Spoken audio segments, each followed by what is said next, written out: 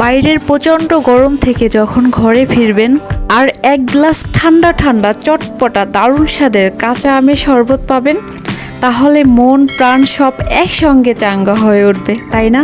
আসসালামু আলাইকুম দর্শক, লাকিজ ইজি কুকিংয়ের আজকের আয়োজনে থাকছে স্পেশাল কাঁচা আমের শরবত। তো চলুন শুরু করা যাক আজকের এপিসোড।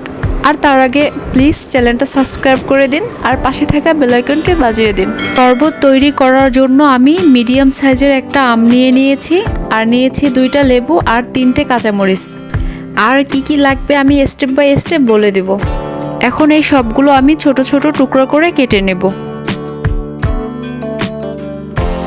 আমটা কাটার পরে আমার 1 কাপ পরিমাণ আম হয়েছে। এখন একটা ব্লেন্ডারে জার নিয়ে আমি সেই 1 কাপ পরিমাণ কাঁচা আম এর ভিতরে দিয়ে দিচ্ছি। এরপরে দিব লেবুর রস। লেবুর রস শরীরকে অনেক রিফ্রেশ করে তোলে এবং ভিটামিন সি এ ভরপুর। এখানে ছোট সাইজের 2টো লেবুর রস রয়েছে, পুরোটা দিয়ে দিলাম। এরপরে দিব কাঁচামরিচ, আমি 3টা দিচ্ছি, আপনারা ঝাল বুঝে পছন্দ মতো দিবেন। একটু কেটে নিলে ভালো হয়, ব্যালেন্স করতে সুবিধা হয়। শরবত টক হলো, ঝাল হলো, এবার একটু মিষ্টি করা দরকার। হ্যাঁ, এবার আমি দিয়ে দেবো চিনি। আমি 4 টেবিল চামচ দিয়েছি, তবে এটা একেবারে আপনাদের ইচ্ছা, কম বেশি করে নিতে পারেন আপনার টেস্ট অনুযায়ী। এবার দিয়ে দিচ্ছি লবণ, এটা আপনারা স্বাদ মতো দিয়ে নেবেন। চাইলে আপনারা এখানে বিট লবণও দিতে পারেন, তবে আমি খুবই সিম্পলভাবে বানাচ্ছি, এজন্য সাদা লবণটাই দিচ্ছি। হয়ে গেল উপকরণ দেওয়া, এখন পানি দিব। সব পানি একসঙ্গে দিব না, এই উপকরণগুলো ব্লেন্ড করতে যতটুক লাগে ঠিক ততটুক পানিই দিব।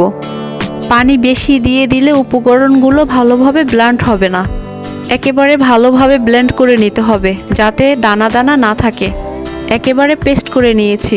অনেকে আম সিদ্ধ করে বানায়, এতে শরবত খেতে মজা লাগে ঠিকই, কিন্তু পুষ্টিগুণ নষ্ট হয়ে যায়। তাই কাঁচা আমের রিয়েল টেস্ট পেতে কিন্তু এভাবেই তৈরি করতে হবে।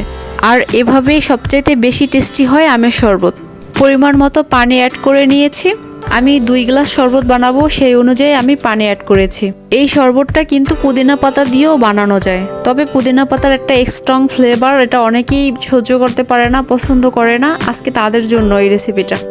এই পর্যায়ে লবণ আর মিষ্টিটা টেস্ট করে নেবেন। আমার কাছে একটু লবণটা কম হয়েছে, আমি আরেকটু দিয়ে ভালোভাবে চামচ দিয়ে নেড়ে দিচ্ছি। যেহেতু কাঁচা আমের শরবত, এজন্য আমি হালকা একটু গ্রিন ফুড কালার ইউজ করেছি। এটা অপশনাল, চাইলে দিবেন, না চাইলে না দিতে পারেন।